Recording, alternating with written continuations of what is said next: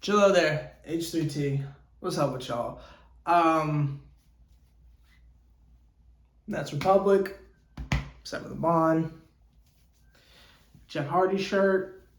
Make sure you click the links in the description to get you some Nets Republic merch. This is not Nets Republic merch. It's just a Jeff Hardy shirt. I'm really hyped to boot, but go click the links down below and go get you some Nets Republic merch, y'all.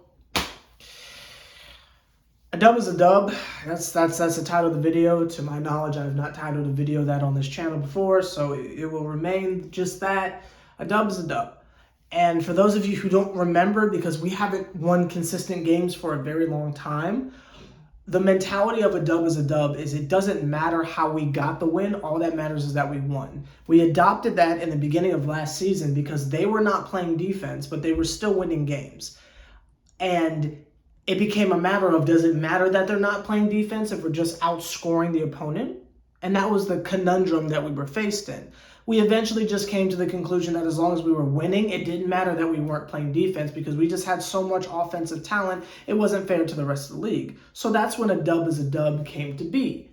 We are now in, I'm going to call this spring 2022, and the same general merits apply, but it's for different reasons. We say a dub is a dub tonight because at least they won the game. We're fighting to get into the legitimate playoffs and get out of the play-in. So obviously a dub is a dub. Doesn't matter how we do it, we just need to win. The issue is, while we are trying to fight to get into the regular playoffs and not the play-in, trying to chase that 6th seed, the issue comes into play of,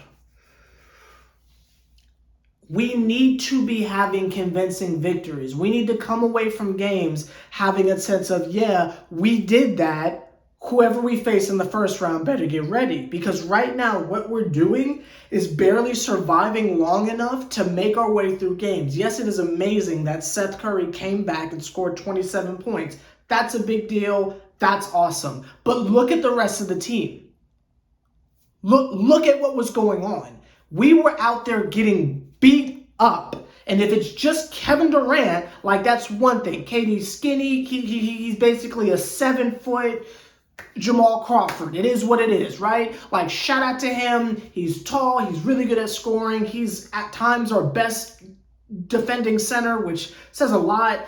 But that's not the end of there, so shout out to KD. But when he's out there getting bullied and knocked around and thrown onto the ground and stuff like that, like, that's one thing. When it's Claxton's like bulking up, and this is his first season being somewhat healthy, so it's like, you excuse that. But when it's Drummond, when it's James Johnson, when it's them dudes who are literally out there, when it's like Bruce Brown and stuff, when y'all are out there for the sole purpose of being enforcers, play that defense, be aggressive, and y'all are the ones getting slapped around to the point where literal no-names, I couldn't name you a single person on that team. I couldn't do it. Outside of Macklemore, I can't name you a single person who is currently healthy and played for the Trailblazers today. I gotta be honest with you, I couldn't name a single one. Outside of Macklemore, I don't know them. I've never heard of them. You've never heard of them. A bunch of nobodies, a bunch of dorks. We don't know who these individuals are. Got me looking at the box score like, who's number 3? Because I don't know who these individuals are. And the fact that the Brooklyn Nets with nothing but name brand talent, and name brand talent with the coach who is willingly not playing Blake Griffin for some odd reason, but that's not here and there. And I've been leaving the Blake Griffin stuff alone. I ain't said nothing, but I am quietly disgusted at the fact that Blake is not getting minutes.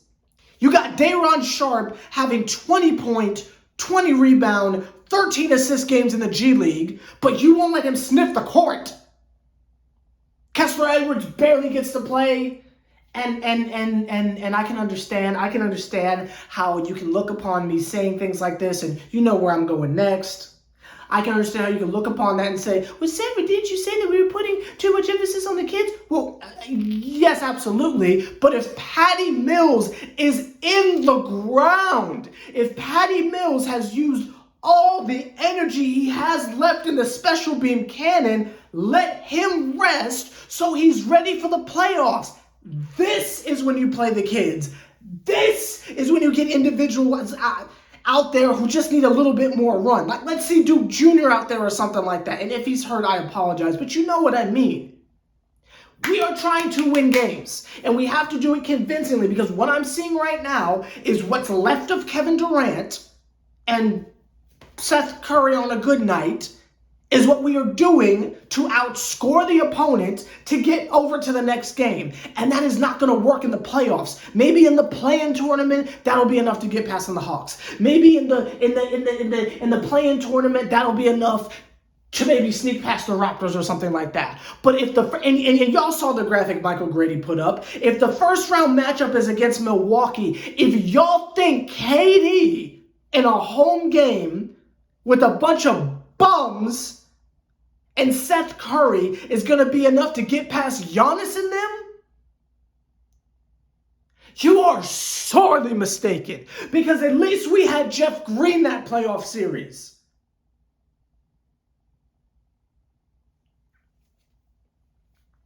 We are in danger. If we were just some cute little team like the Bulls or something like that, and it's like we're just happy to be there and anything they do is a step above what they just did, then by all means, it doesn't matter. We'll figure it out next year. But the fact that, does anyone know where Ben Simmons is? I understand he got the little EpiPen in the spine or whatever he's going through. But does anyone know where that man is? Yes, he was sitting on the bench, but did he look comfortable to you? Did he look like he was ready to dribble the ball a little bit? Man was in street clothes yet again. Fancy, colorful street clothes, but the man was in street clothes yet again. That man don't look ready to play. And him specializing in the very thing we need, aggressive physical defense and someone able to pass the ball without having a turnover, like that is the exact thing that we need. I mean, it's just so frustrating. And you can look at it from a very closed mind perspective of a dub is a dub and be proud of that. But when you think about what we're trying to accomplish, if it's just a dub is a dub, we'll keep winning until we get slaughtered in the first round, then honestly, sit KD down and let him rest. Because what's the point? What's the point of having him out there getting beat up by the opposing team and no one else on the Nets are going to stand up and defend him? I mean, this man gets knocked to the ground and there's not another net in sight to back him up. What is the point if we're doing all this to just get slaughtered in the first round? Like, I spent a lot of time. I really did. I spent a lot of time trying to look at the positive, trying to just say, they'll figure something out. I really did. Because I have been screaming doom and gloom for a very long time. The decision to keep Kyrie is continuously affecting us. And again, if you are just a Kyrie stan and you don't want to let it go, or you have some personal investment, again, Severman is not arguing the fact that, yes, these laws only apply to Kyrie Irving. That is a calculated effort to target Kyrie. I'm not arguing that. I never have. I'm with you on that. It doesn't make sense what they're doing to Kai. It is literally a law that only affects him. He is the only unvaccinated Brooklyn Net player. So therefore, the law only applies to him. So that is a specifically him-targeted law, and that's messed up, and you will never hear me argue that. The only thing I say is he should have been vaccinated off rip, but that's not here or there. I am not arguing that there are shady things afoot, and we need to protect him in that general sense. But again, as Brooklyn Nets fans, not a collection of Kyrie Irving fans, as Brooklyn Nets fans, he is screwing us again. And if he's not going to be out there, and if he is only able to legally play 3 more games in the regular season, and then in the playoffs we only have him for the road games, that is going to be a problem. The upside of Ben Simmons coming over here is if he played. It's been well over a month, and this man hasn't played yet.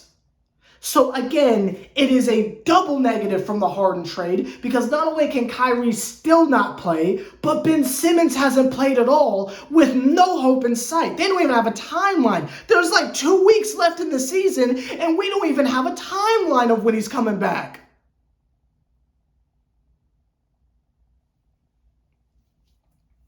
But I changed my tune because I saw what Kevin Durant did and I saw what Kyrie Irving did.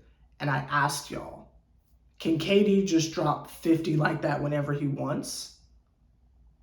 Is this what I need to continue? Or did he just have a good game? Now again, when I ask these questions, I'm asking the Brooklyn Nets fans. I'm not asking Kevin Durant fans. I'm not asking whoever your star player is. I am asking from the perspective of a fan of the team. They could go tomorrow and I am perfectly fine.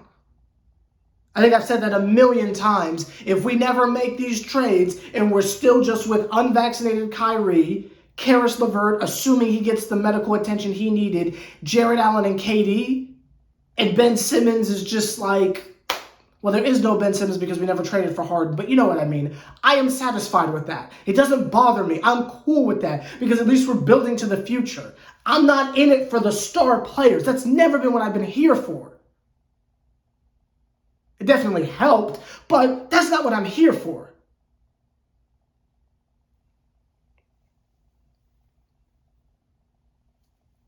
I was asking from the perspective of a fan of the Brooklyn Nets, because if Kevin Durant just had a good night, and his other nights will be more of the same, which I have literally said on multiple occasions, he gets his 35 plus, couple rebounds, couple blocks, and that's it.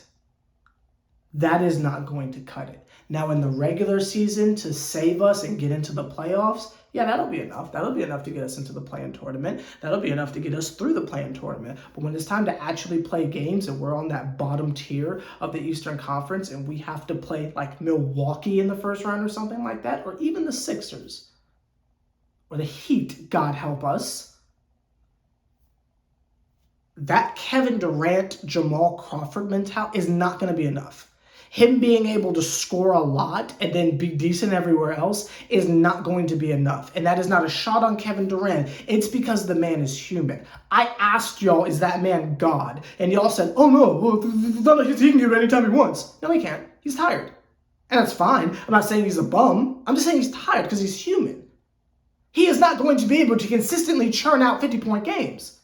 And it's the same thing with Kyrie. They're humans. They just had really good shooting nights. That kind of stuff doesn't continue. So on their own, this type of stuff can't continue. So what I'm saying is, when I pulled back and I threw away all my criticism, it was of the mindset of, oh, KD's just going to start averaging 50. But if that's not the case, and we're back down to earth of what is reality, yes, we will barely scrape by the Trailblazers because Kevin Durant almost drops 40 and one of the role players steps up big. Yes. That is enough to beat the Trailblazers by 5? Good job. But in the playoffs, it's not going to be enough. If Kyrie is not able to play, we are in store for maybe a 50-point game here and there from KD, but that's not going to be enough against real aggressive contenders. I keep saying Giannis and them, but I'll be honest, I'm scared of the Heat. Because I see how we react to teams who are physical, and I'm frightened.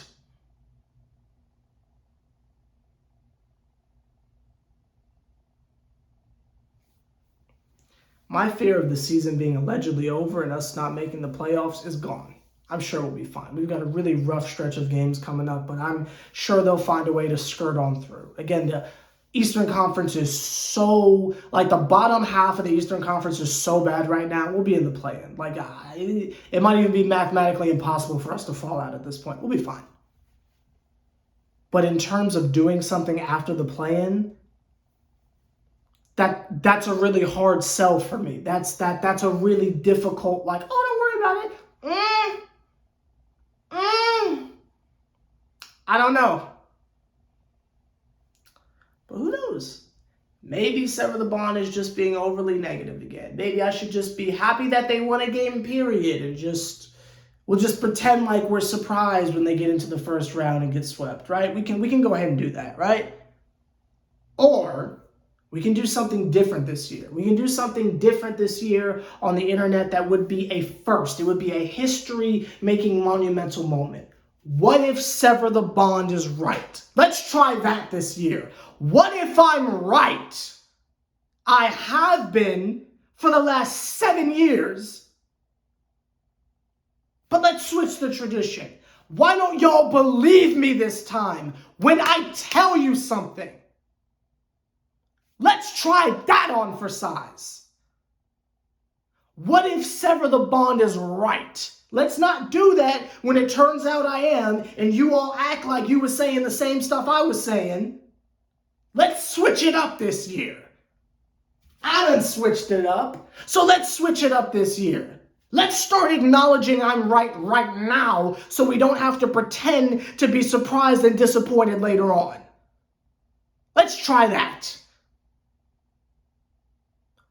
Or we can just be happy for a victory. One meaningless victory. Let's be happy about that. It's up to you.